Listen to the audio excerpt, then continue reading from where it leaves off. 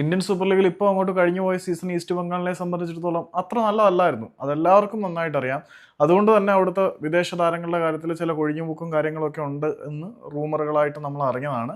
ചില താരങ്ങൾ മാത്രം നിലനിൽക്കും എന്നൊക്കെയാണ് നമ്മൾ അറിഞ്ഞത്. പക്ഷെ അവരുടെ പരിശീലകനായിട്ടുള്ള ഓസ്കാർ ബുസോണിനോട് ചോദിക്കുമ്പോൾ ഒറ്റ ഒരുത്തനും ഇവിടെ വേണ്ട, എല്ലാം ഇറങ്ങി പൊക്കോണം എന്നുള്ള മൈൻഡ് സെറ്റിലാണ് പുള്ളി നിൽക്കുന്നത്.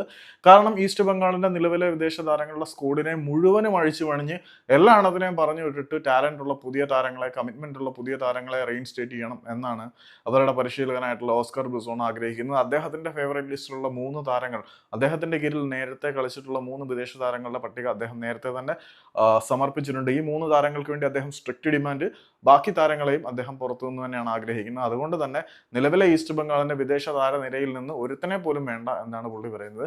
ചിലപ്പോൾ അതിനുള്ള സാധ്യത വളരെ കൂടുതലാണ്. കാരണം സിൽവയുമായിട്ട് അത്യാവശ്യം കയ്യാങ്കളിയിലേക്ക് വരെ കാര്യങ്ങൾ എത്തുന്ന ഒരു അവസ്ഥയുണ്ടായി. സിൽവ വിട്ടുപോകുന്ന അവസ്ഥയും കാര്യങ്ങളൊക്കെ എത്തിയതാണ്. സോ വിദേശ താരങ്ങൾ എല്ലാവരും പുള്ളിയുടെ കീഴിലും അസംതൃപ്തർ തന്നെയാണ്. സോ ഒറ്റ ഒരുത്തനും ഇവിടെ വേണ്ട എന്നാണ് പുള്ളി പറയുന്നത്.